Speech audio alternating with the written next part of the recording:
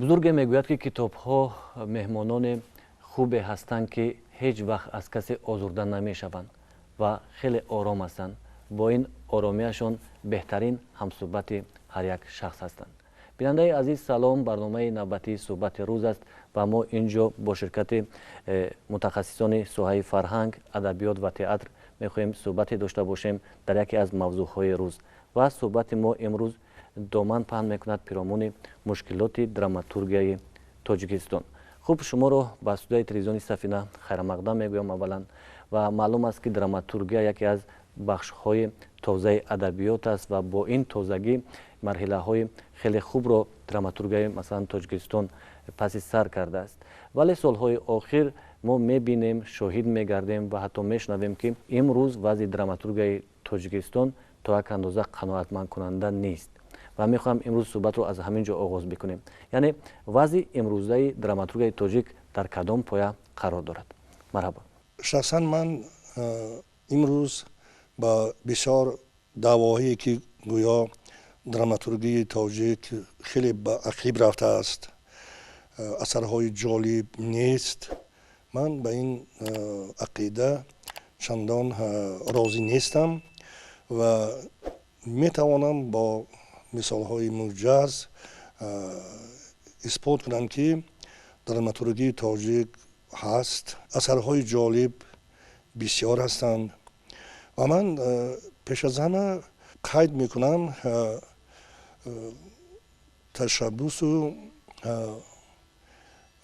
مهربانی هایی که از جانب وزارت فرهنگ جمهوری تاجیکستان به نسبت مؤلفان، دراماتورگان به نظر می رسد قید کنم.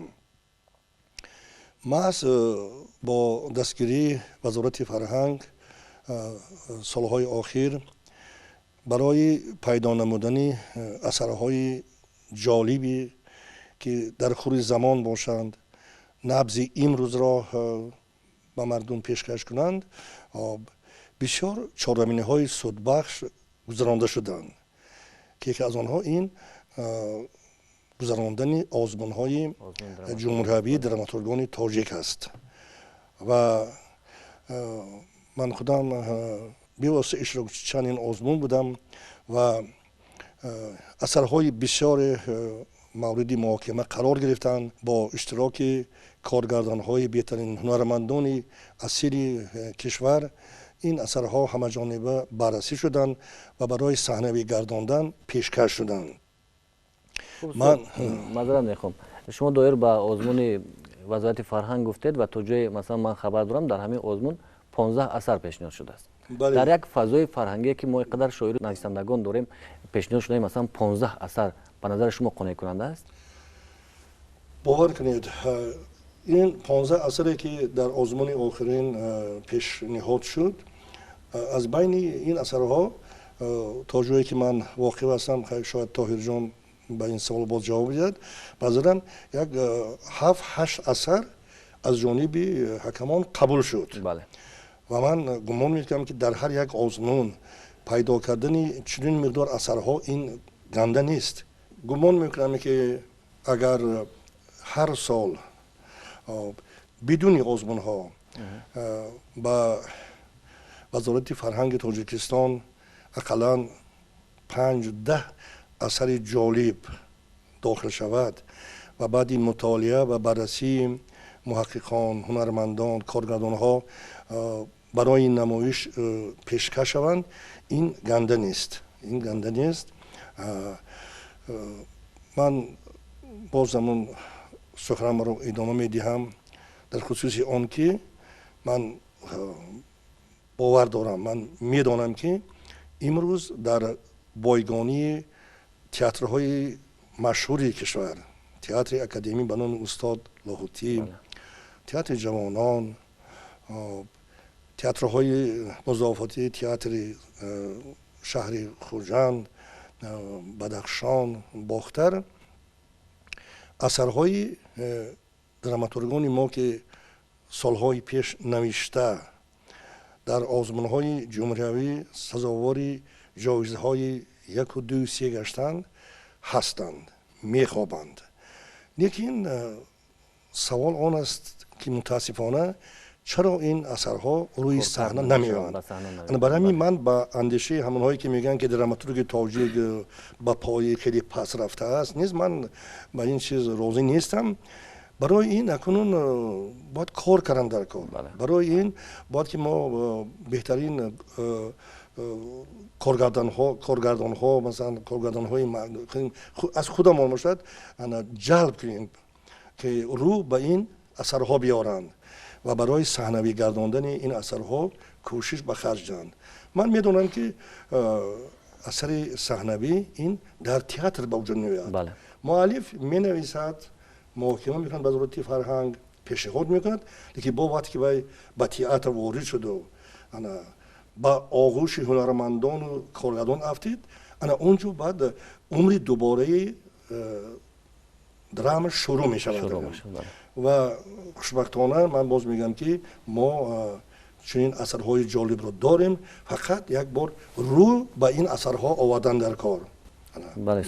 дар воқеъ устод адабиёти ҳазорсолаи мо саршор аз асарҳои бузург аст, аз асарҳое ҳаст ки онҳоро масалан дубора зинда кардану ба мардум пешниҳод кардан яке аз вазифаҳое ҳаст ки онро мо бояд кунем. ва аз устод мехоҳам ки пурсон шавам ки имрӯз коркард болои ҳамин саҳнаҳои тозае ки масалан дар саҳифаҳои адабиёт ҳастанд чӣ гуна аст дар театр ва интихоби ҳамин асарҳо вақте ки ба театр пешниҳод карда мешавад чӣ гуна сурат мегирад?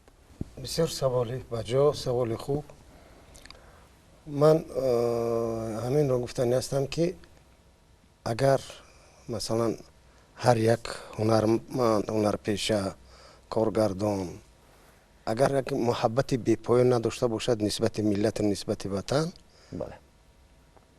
ин чизоя аҳамият наметиҳад. барои ҳамин мо орзу мекунем ҳамин хел ки дар ҳақиқат ватандӯст бошанд, миллатдӯст бошанд ва барои миллату барои ватан кор кунанд, меҳнат кунанд. яъне миллата аз чӣ мешиносанд? Аз варзишаш ва аз санъаташ мешиносанд. бинобар ин вақтҳои хел ман нигоҳ мекунам мо камтар нисбати драматургони худамон камтар беэътиноӣ мекунем. албатта ҳозир бисёр атока бисёр гапи хуб гуфтанд ки пьеса дар театр пьеса мешавад. чунки диди муаллиф дигар аст, диди режиссёр дигар аст, диди театр дигар аст. бинобар ин дар инҷо бори дигар ман таъкид мекунам ки бисёр шумо ҳам хуб гуфтед. мана масалан бежан ва манижана гирифта баҳромҷон мондан дар театри қурғонтепа бинед чӣ хел хушрӯй баромад. ҷолиб буд ва замонавӣ буд ва ба талаби замони имрӯза ҷавобгӯ буд ин чиз. бинобар ин ман гумон мекунам ки ман ҳамин ҷавонҳо масалан ба мисли мана баҳромҷон ва дигарон ҳамин хел кӯшиш кардан дар кор. ман нигоҳ мекунам мана дар бораи ҳабиб юсуфӣ мондан як чизи хуби вай мондан. ин медонед ин ифтихор аст. ман ифтихор мекунам бо ин бача масалан бо ин ҷавон ки инқадар дӯст медорад миллати худаша. бинобар ин ман мехоҳам ки масалан бисёр хуб мешавад ки рӯ ба маърифату маданияту адабиёти худ биёрем. дӯст дорем ҳамин чиза, ҳамина ба мардум пешкаш кунем. масалан ман намедонам як чизи дигар аст ки ман аз драматургҳо бахши мепурсам, лекин ман мехоҳам ки масалан ҳамин решаи ҳамин он чизе ки ба пешрафти ҷамъият халал мерасонад, ҳамин решаҳо, ҳамин патакрешаҳо як кофта ёбанд ки мо дар ҳақиқат вай кунем. мана масалан Грибоедов нигоҳ кунед, якта асар дорад, дод аз дасти ақл. ҳамагӣ навиштагӣ якта асар, не ки асари тамоми театрҳои дунё мемонанд вай мекунанд. ман даъват намекунам ки мисол кам нависану як чӣ ки дар ҳақиқат вай вазн дошта бошад ва як камтар дар ҳақиқат пеш барад. ҳам ҳунарманда, ҳам режиссёра, ҳам актёроя, ҳам пеш бурданашон дар кор. бинобар ин ман ҳама ақида дорам рӯ ба драматургияи худамон бояд биёрем, ҳамаи театрҳо. устод, шумо ҳамчун як ҳунарманд, ҳамчун як коргардоне ки солҳои зиёд дар театр фаъолият доред, имрӯз аз ҳамин навиштаҳои тозаи драматургони тоҷик розӣ ҳастед? қаноатбахш ҳастам. яъне ҳастанд асарҳое ки болои онҳо кор кардан. мана масалан нигоҳ кунед, мана Тоҳирҷон яктан вай навиштанд, масалан ишқи парӣ ким кай навиштагӣ буданд, лекин нигоҳ кунед мо дар донишкада як равияву услуби навқати ҳамин чиза мо мондем. дар парасту хеле баҳои баландам гирифтанд.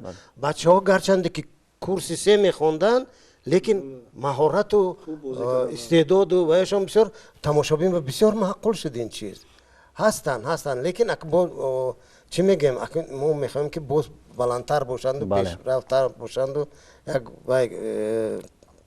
диди дигар мехоҳем камтаракак. саломат бошед.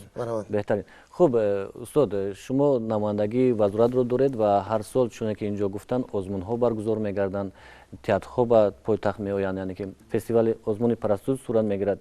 хуб вазъи ҳамин асарҳои драмавие ки пешниҳод мегарданд аз нигоҳи шумо чӣ гуна аст? ва мо дар ҳамин самт киҳоро дорем?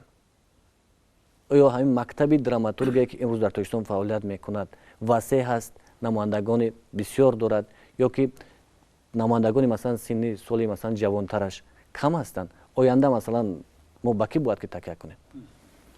ташаккур, бисёр саволи бамаврид тавре ки зикр шуд.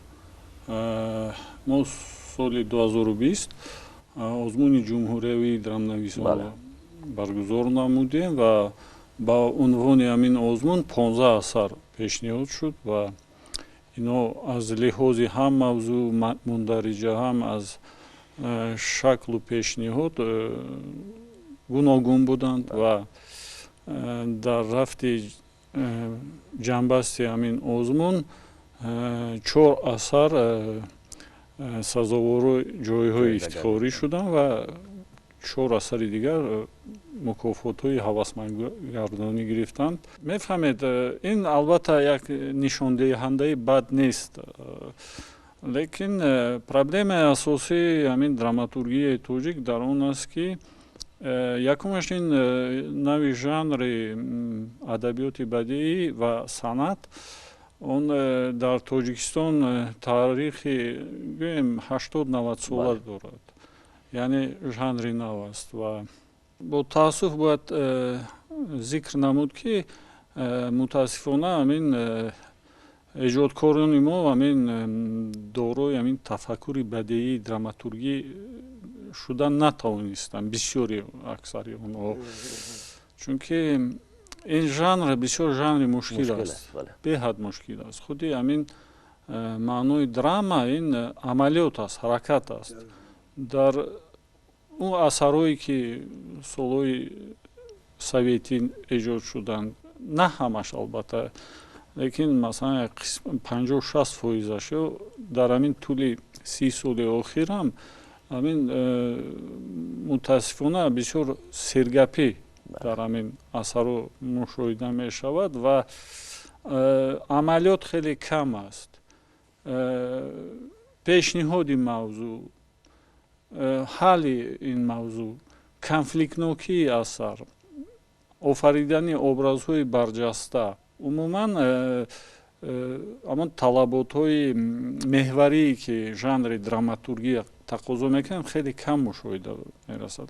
албатта мавзӯъҳое ки замони ҳозира пешниҳоди аҳли эҷод мекунад, аз он ҷумла драматургия хеле васеъ аст, хеле бой аст ва бисёр драматургони мо ба ҳамин мавзӯъ даст мезананд, лекин дар вақти ҳамин устухонбандии асар, архитектоникаи асар, дар вақти равонии сюжет мутаассифона аз мавзӯъҳо дур афтода ҳалли он камтар муаллақ мемонад, чунки дар бисёр мавридҳо худи муаллифҳо оҷиз мемонанд дар ҳалли аслӣ намерасанд. бале ба ҳадафе ки пеш гузоштанд намерасанд ва тавре ман зикр кардам, ҳамин мо мутаассифона тафаккури драматургиро на танҳо дар драматургия, балки дар насри тоҷик ҳам ҳамин чизро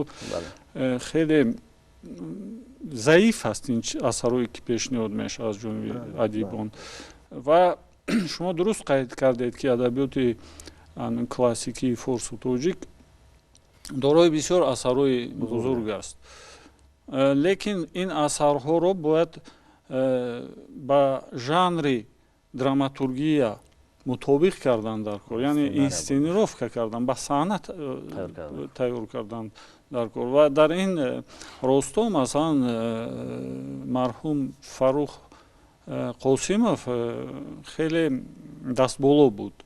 Мутаассифона ҳамин мактаби ҳамин сценарийнависӣ ё инсценировкае ки ҳамон кас пеш мебурданд доштанд, рафта рафта суст гардид ва тавре ки яна зикр карданд, ҳамин баҳромҷон ҳамин пьесаи бежан ва нижайро аз асари шоҳнома гирифтааст, хеле навгониҳо ва корҳои худро кардааст.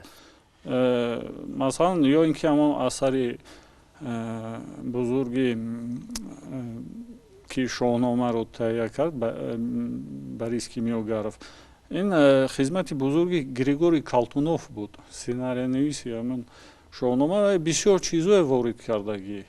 У чизое ки умуман дар шоҳнома ҳам набуданд.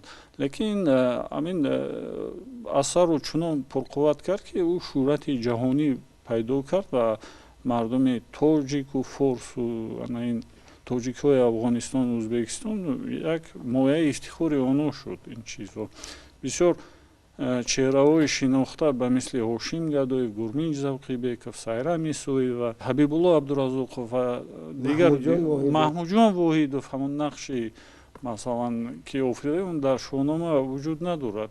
Лекин ҳамин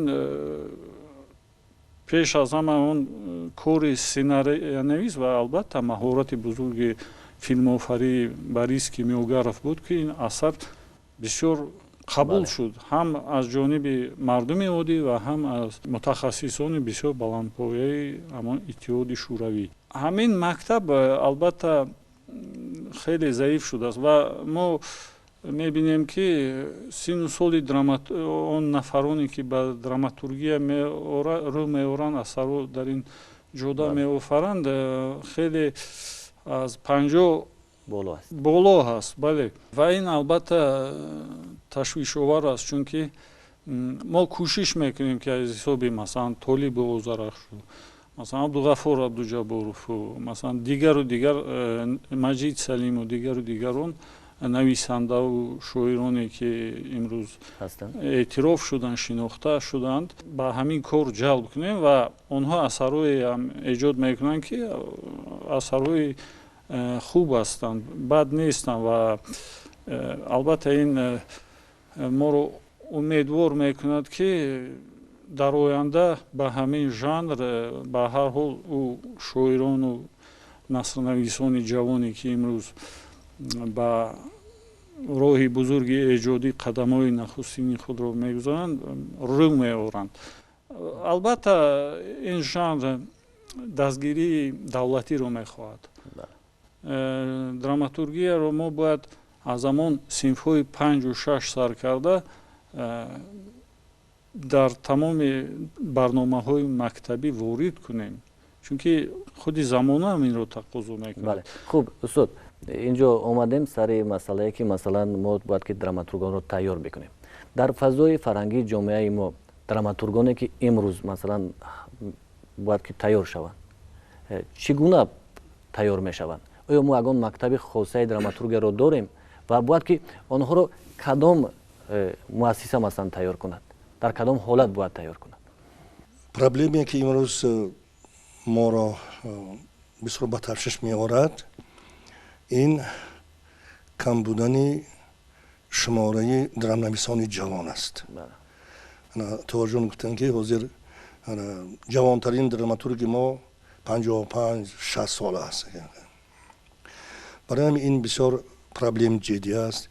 Ин аз он дарак медиҳад ки жанри драма бисёр душвор аст, ин кори осон, кори саҳл нест. Барои ҳамин чӣ бояд кард ки масалан ҷои мо драмнависони калонсолро бояд ки аз ҳисоби ҷавонон пурратар кунем.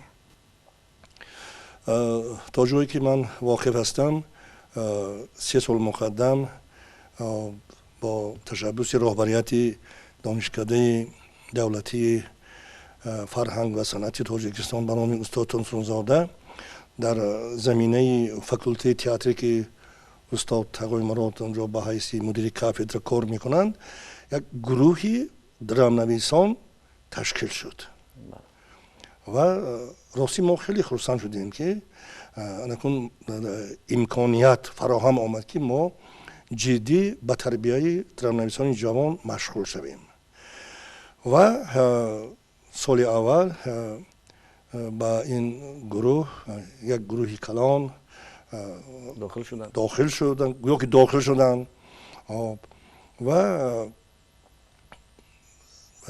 ба ман ҳам муроҷиат карданд ки با این گروه سر و کاردار باشم همچون از تجربه کاری خود از تجربه کار دیگر در نویسانی ورزیده با آنها سبق نیازی می‌خوایم. و وقتی که من با این بچه‌ها روبرو آمدم از نزدیک آشنا شدم من احساس کردم که اکثریت آنها تصادفاً به اینجا آمدن و وقتی که من از آنها مثلا دیکتانت نقل خطی گرفتم آخر باور کنید این دهشت‌آور است، سواد نیست. آنها با کدام سواد مثلا میخواهند که اینجا دراماتورگ شوند. و من سال گذشته من این سال وقتی که استاد تقایمورود ما رو دعوت کردن و دیدم که از 27 نفری که با کرسی دوم گذاشته بودند 2 نفر مانده است و امروز در کرسی سوم از 17 نفری که بود سال گذشته 7 نفر مانده است. لیکن من چند ساعتی که اونجا بودم همگی 3 نفر 4 نفر حاضر شد و قصه کوتاه که ما از بین اینها همراه استاد تقایمورود یک 3 نفر گویا که کم بیش تیار کردیم. از آنها یک بوی امید هست و البته من میتوانم قید کنم که برای ما سید برهان رجبی کرسی سوم برای ما بازیافت شد، برای ما برای تقایمورود بازیافت شد و امروز این جوان در ژانر دشوار دراماتورگیا بسیار جدی کار میکند و من باز اون چیز به وجد آورد که چند اثر صحنوی ایشان این اثرهای درامهای منظوم است.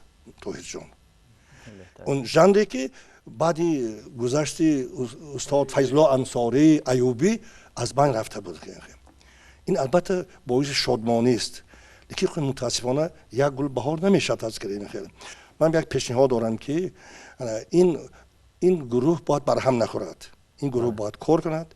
اینجا توحیر جان خوب قید کنند که از صنف مکتبی بچه ها باید که به این کار مشغول شوند و من پیشنهاد میکنم که من بعد همین حساب ما درامنویسان هنرمندان اصیل کارگردان ها پیش از انجام سال مثلا تحصیل انجام مکتب باید که ما برای دیدن آموختن انتخاب کردن استعدادهای نو که از آنها بوی امید است باید به مکتب ها رویم و دراماتورگان آینده رو ما از همونجا باید برای خود کشف کنیم و به دانشکده صنعت باید پیشنهاد نماییم. استاد نوبسته از مکتب از دانشگاه شما روبری یک شعبه دراماتورگ در نزد اتفاق نیستنگان دارید. نزد شما جوان ها می آیند ایجادکارهایی که مثلا آنها با نثر کار دارند با دراما نویسی مثلا شاید مایل دارند خواهش دارند. وظیفه این شعبه همین است.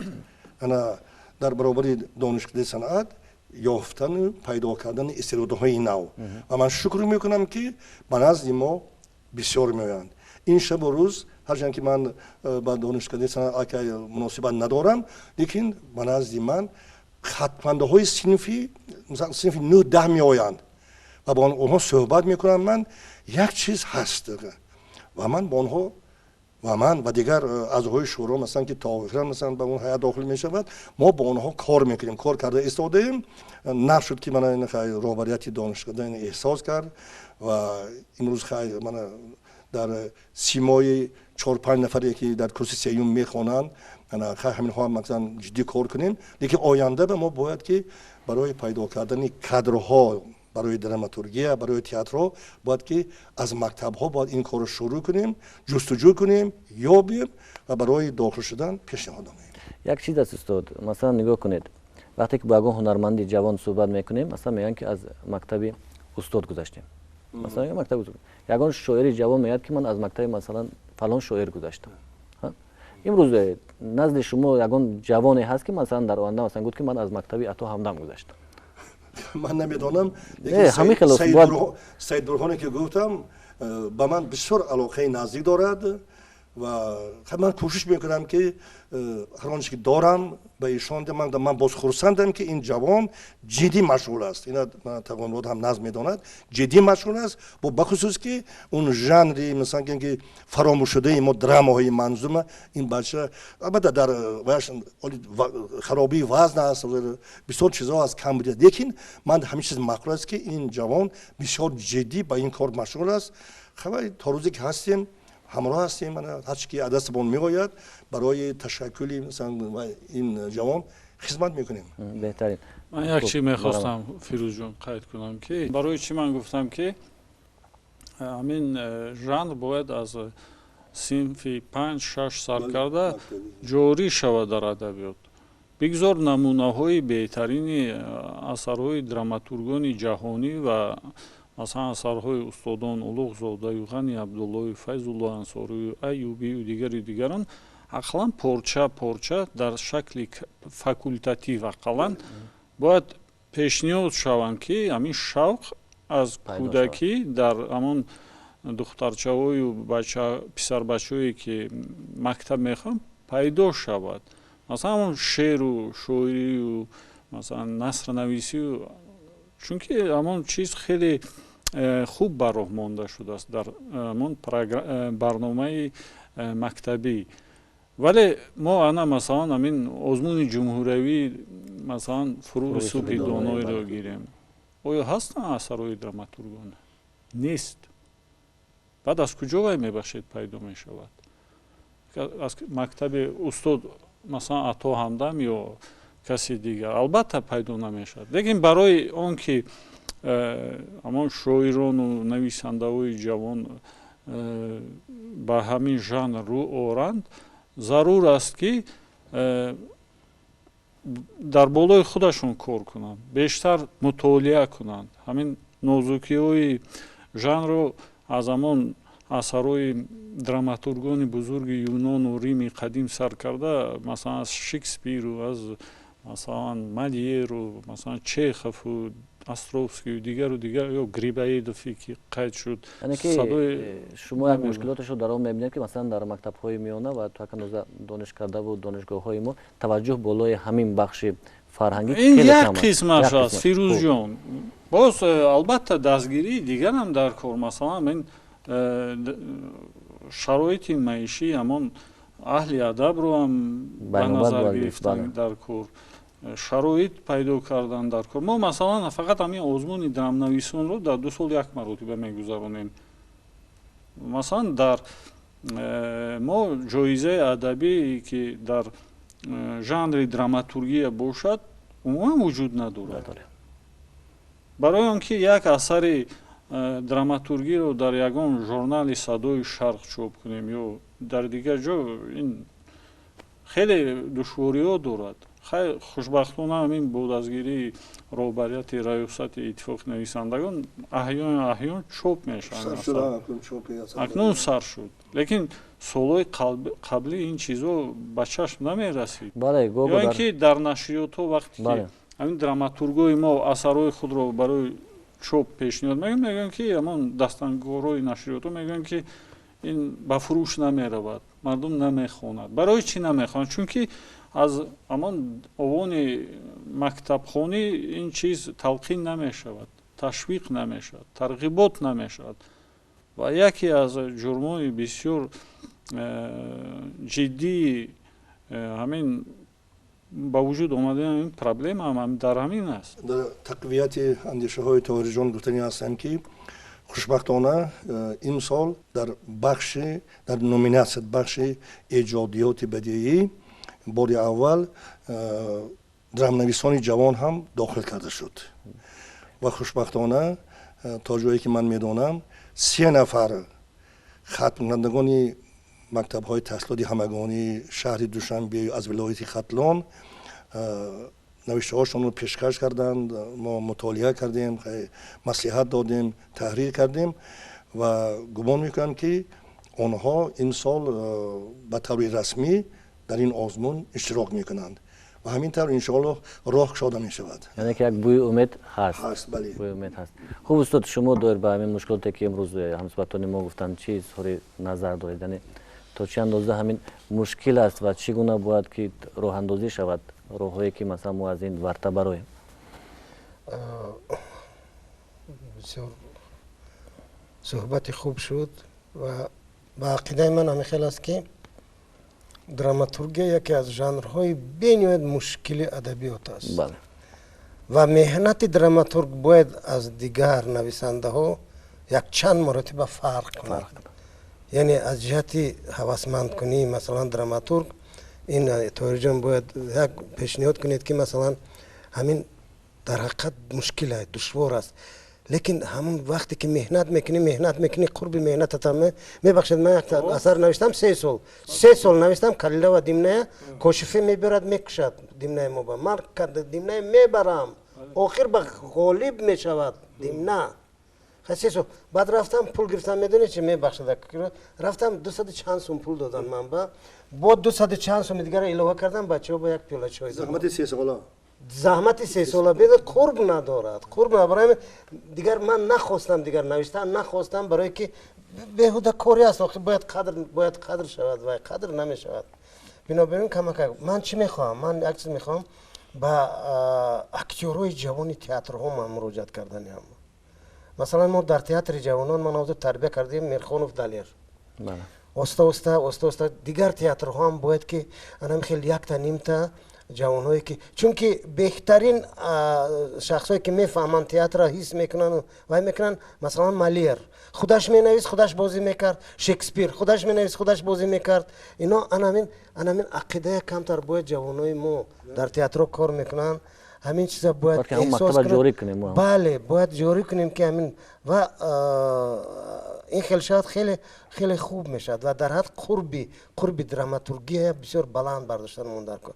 ман фикри шумо қатъи розиам Тоҳирҷон. ман мехоҳам ки дар мактабҳо умуман на ин ки драматургия, балки фанни театр ҳама гӯшаҳои вая, ҳам масалан инҷа ҳам комедия, ҳам фоҷиа, ҳама чиз, ҳам масалан жанрҳо, пьесаҳо, ҳама чиз омӯхта шаванд, чунки дар ҳақиқат бисёр ман қариб хеле вақт шудааст, лекин аксарияти мардуми мо он қадар ҳис намекунанд ки театр чӣ аст. ақлан насли ҷавон фаҳмад, донад ки чӣ қадар заҳмат мекашем мо, чӣ қадар вай мекунем.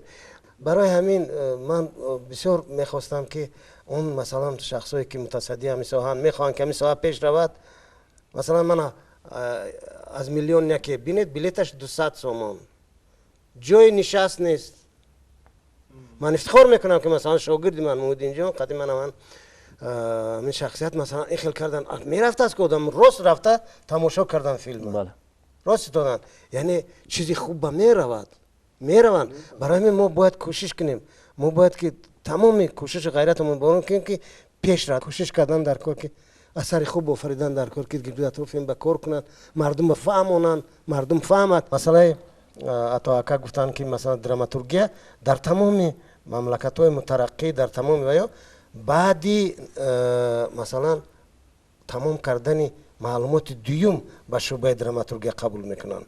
бинобар ин мо ҳамин роҳ, ҳамин худо хоҳад ба роҳ мемонем ки баъди масалан тамом кард як донишкадаи дигар, масалан забончӣ аст, масалан вай филолог аст, вай чи аст, аз бам мо интихоб мекунем ки дар ин шӯъба ана ҳаминоя мо бояд ки қабул кунем шӯъбаи драматургия, баъд дар оянда ягон мақсад, ягон чизба ноил мешавем. марамад ин хел масалан гем ҳар тасодуфро бояд мо барои омода кардани масалан дар ин жанри душвори адабиёт бояд мо ки роҳ надиҳем. ва ман як чизе бояд инҷа як иқдоми нағзи ба зурати фарҳанги Тоҳирҷонам ки аз пушти хоксорӣ нагуфт, ман бояд қайд кунам ки вазорати фарҳанги Тоҷикистон имсол дар давоми он озмун боз як кори бисёр наҷиб кард. дар замони шӯравӣ вай буд супоришҳои фармоишҳои давлатӣ буд. ана ҳамин идея аз нав ин назорат зинда кард و ما یک گروه دراماتورگان رو دعوت کرد و به طور عمیق سپارش دادن که این موضوع به همیشه می نویسیم و در اینجا هم اون اندیشه استاد تقایمورود که مثلا گیم 3 سال زحمت میکشه اون موزیو نمیگیره، این مسئله هم وزارت فرهنگ بسیار خوب حل کرد و برای بهترین اثرهایی که در موضوع امروز نوشته میشوند هم مبلغی بسیار نقد جدا کرد، سپارش ها شد و ما خیلی پس کار شدیم در دایره امکانیت، مثلا نوشتیم، محاکمه شد، تحریر شد و این اثرها حاضر در حالتی هستند که خیلی اکنون باید که با تئاترها باید سر و کاردار شدن. اگر این باشد من گمان میکنم که اثرهای جالب پیدا میشوند و این هم یک مثلا باعث باز بنا افتخاری ما شده میتواند. اون نفری که ایجادکار هست، شاعر است، نویسنده است و ژورنالیست است و در دل همین آتشک رو حس میکند که باید نویسد، برای صحنه تئاتر است، برای کینو است و همین چیز او رو آرام نمیگذارد.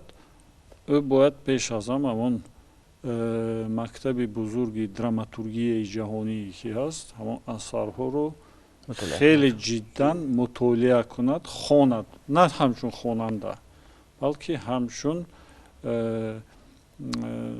ایجادکاری که کار به دست بسیار جدی زدنی است. باید همون تکنیکای نویش رو، صحنه سازی رو، همین کنفلیکت رو، خاراکتر آفری رو، ابراز آفری رو، همش رو باید بسیار جدا آموزد. این خود یک همین اثرها خود یک مکتب بزرگ ایجادی هستند. مثلا حاضر در ادبیات ما در ساحه دراماتورگیا دراماتورگای جوان خیلی هستند، لیکن کدام راهها قطعی مثلا محبت اینها زیادتر میشد. مثلا صوتی مطلق‌زاده پیش از اون که به دراماتورگیا دست زند چندین اثرها رو از ترجمه کردن یعنی که ساخت و اسلوبی نوشتن دراما و مثلا فوجیه و یا آموختن و بعد حاضر نگاه میکنید تمام اثرهایی که وقتی که نگاه میکنید میخونید همه قانون قاعده امین دراماتورگیا رعایت کرده میشد. خیلی که چخ میگوید که در اول اگر کمون آویزون باشد باید در آخر وای پراند. بله، بنابراین این حاضر طاهر جان گفتن بسیار فکر خوب است. آموختن، نقص آموزن، فهمن، در همون اساس پیش میره دراماتورگی ما، یعنی میفهمد، یعنی که چخیل وای کردن دکرد.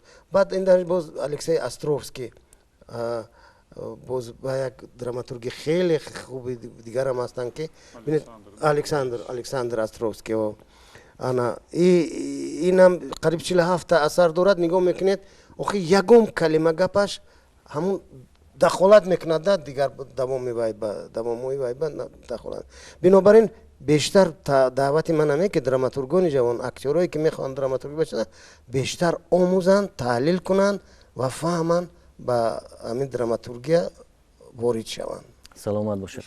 خوب، تشکر برای اونه که یک صحبت بسیار آزاد و روشن داشتیم اینجا با هم گفتیم و در واقع مشکلات ها بسیار هستند، هم در ساحه آموختن، هم در ساحه مثلا تئاتر انتخابی، مثلا اثرها دیگر چیزها دایر به آموزن دراماتورگان خیلی بسیار هستند. ولی باید که هر یک شخصی که در همین بخش فعالیت میکند باید که بی‌طرف نباشد، باید تواند که دست یکی را گیرد، به راه خوب پیشنهاد کند و راههایی که مثلا او را به جای رسانده تواند. و حتی در تئاتر ما بسیار وقت شاهد میشویم که مثلا شخصانی که مثلا از همین بخش دور هستند آنها می نویسند و نوشتن آنها تا جایی نمی رسد و باید که همین به یک چارچوبه مخصوص داشته باشه که مثلا موضوع گذاری، انتخابی اثر تا جایی رسیدن، قهرمانی تا کجا میبرد، تا چه اندازه میتواند تربیت کرده باشد جامعه رو، تا ما توانیم در آینده داشته باشیم شخصایی که در همین بخش فعالیت کرده باشند و امید میکنیم که همین آزمون جمهوری فروغ صبح دانایی، آزمونی که در نزد وزارت فرهنگ هست برای درامانویسان سبب میشوند تا باز چهره های تازه در همین میدان پیدا شوند، اثرهای آنها به مردم پیشنهاد کرده شود. بار دیگر از شما می‌دار هستیم که به تلویزیون سفینه اومدید و با ما صحبت داشتید. بینندگان عزیز، خاطر رسان میکنیم که در صحبت ما بودن نمایندگان бахши фарҳанг ва мо суҳбат доштем пиромони мушкилоти драматургияи тоҷик. То суҳбати дигар шод бимонед.